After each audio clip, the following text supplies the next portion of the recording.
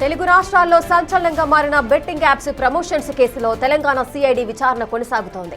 సినీ నటులు ప్రకాష్ రాజ్, విజయ్ దేవరకొండను ఈ రోజు మధ్యాహ్నం 3 గంటలకు విచారణకు హాజరు కావాలంటూ సమన్లు జారీ చేసినట్లుగా తెలుస్తోంది. ఈ కేసులో ఇప్పటికే పలువురు సినీ సెలబ్రిటీలను ఈడీ ప్రశ్నించింది.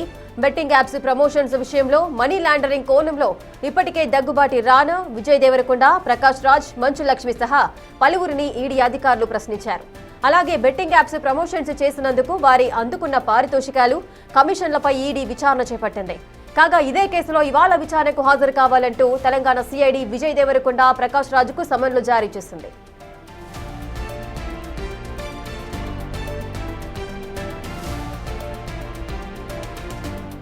ఇక బెట్టింగ్ యాప్స్ ప్రమోషన్స్ ఈ కేసు అనేది తెలుగు రాష్ట్రాల్లో సంచలనంగా మారింది. ఇప్పుడు సిఐడి విచారణ అయితే కొనసాగుతోంది. అటు సినీ నటులు ప్రకాష్ రాజ్ అలాగే విజయ్ దేవరకొండను ఈ రోజు మధ్యాహ్నం 3 గంటలకు విచారణకు రావాలంటూ కూడా నోటీసులు జారీ చేశారు.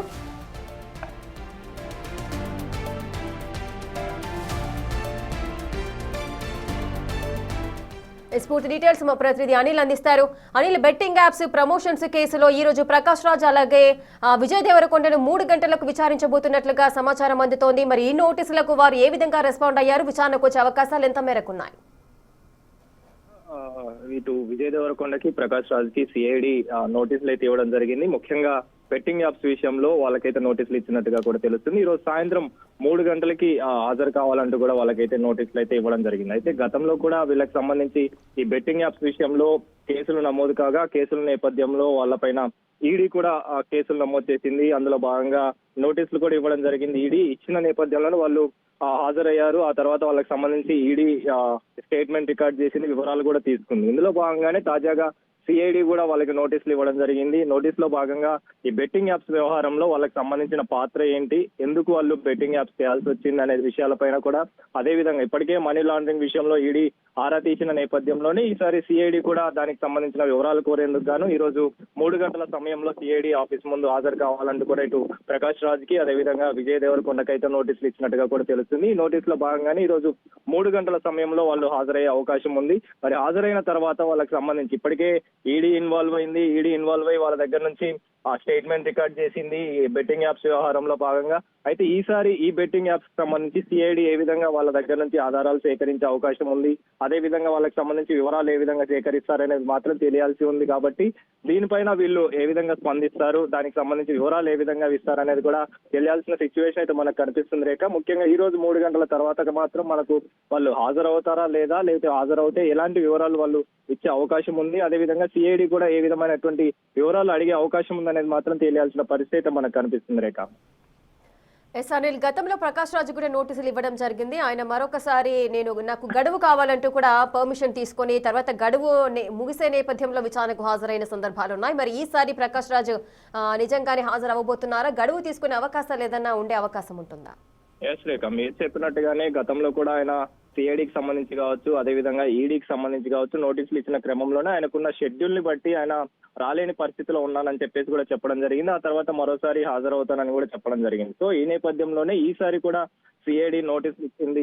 నోటీసులు ఇచ్చిన క్రమంలోనే ఈ రోజు 3 గంటలకు హాజరు కావాలని చెప్పింది. కాబట్టి మరి ఈ రోజు హాజరు అవుతారా లేదా, మరి ఆయన షెడ్యూల్ ఏముంది అనేది మాత్రం తెలియాల్సి ఉంది. కాబట్టి ఆ తెలియాల్సిన నేపథ్యంలోనే మరి హాజరు అవుతారా లేదా అనేది మాత్రం ఖచ్చితంగా తెలియాల్సి ఉంది. ఇటు విజయ్ దేవరకొండ విషయానికి వచ్చినా కూడా ఇద్దరు కూడా ఈ రోజు 3 గంటలకు హాజరు కావాలి. కాబట్టి మరి వాళ్ళిద్దరికి సంబంధించిన షెడ్యూల్స్ ప్రకారం ఈ రోజు 3 గంటలకు హాజరు కావాల్సి ఉంది. మరి హాజరు అవుతారా లేదా అనేది మాత్రం ఖచ్చితంగా తెలియాల్సిన పరిస్థితి మనకు కనిపిస్తుంది. ముఖ్యంగా ఇప్పటికే బెట్టింగ్ యాప్స్ వ్యవహారంలో ఇటు ప్రకాష్ రాజ్ కావచ్చు, సినీ ప్రముఖులైనటువంటి సినీ యాక్టర్స్ అయినటువంటి విజయ్ దేవరకొండ కావచ్చు, వీళ్ళందరూ కూడా ఈడీ ముందు హాజరైంది. ఈడీ ముందు హాజరైన తర్వాత వాళ్ళకి సంబంధించిన స్టేట్మెంట్లు కూడా రికార్డ్ చేసింది. ముఖ్యంగా బెట్టింగ్ యాప్స్ వ్యవహారంలో వీళ్ళంతా కూడా బెట్టింగ్ యాప్స్ ని ప్రమోట్ చేస్తున్న నేపథ్యంలో చాలా మంది అమాయకులైన ప్రజలు బలవుతున్నారని చెప్పేసిన నేపథ్యంలోనే మనీ లాండరింగ్ ఏమైనా పాల్పడ్డారనే కోణంలో వాళ్ళపైన విచారణ కోసం అని చెప్పేసి వాళ్ళ స్టేట్మెంట్ కూడా తీసుకున్నారు, రికార్డ్ చేశారు. ఆ తర్వాత వీళ్ళు కూడా దానికి సంబంధించి స్టేట్మెంట్ కూడా ఇవ్వడం జరిగింది. ఇచ్చిన నేపథ్యంలోనే ఈడీ తర్వాత ఇప్పుడు తాజాగా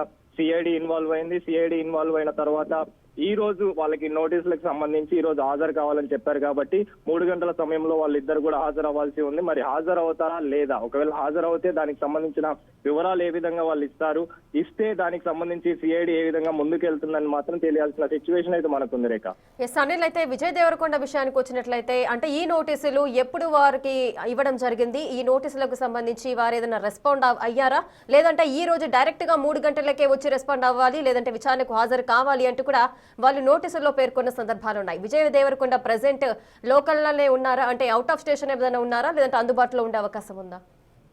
ఎస్ రేఖ, మీరు చెప్పినట్టుగా ఇప్పటి వరకు కూడా ఈ సిఐడి ఇన్ఫర్మేషన్ కి సంబంధించి మాత్రం మనకు అందుతున్న సమాచారం ప్రకారం ఎప్పుడైతే ఈడీ తర్వాత ఇప్పుడు సిఐడి ఇన్వాల్వ్ అయింది కాబట్టి వెంటనే దీనికి సంబంధించి నోటీసులు ఇచ్చినట్టుగా కూడా తెలుస్తుంది. ఇచ్చిన నేపథ్యంలోనే ఈ రోజు మరి వాళ్ళకి సడన్ గా ఇన్ఫర్మేషన్ వచ్చింది కాబట్టి మరి ఈ రోజు విజయ్ దేవరకొండ లోకల్ గా ఉన్నాడా లేదా అనేది కూడా తెలియాల్సి ఉంది. ఒకవేళ లోకల్ గా ఉంటే మాత్రం హాజరవ్వాల్సి ఉంటుంది. మరి హాజరవుతాడా లేదా అనేది కూడా ఒక ప్రశ్నగా అయితే ఉందని చెప్పాలి.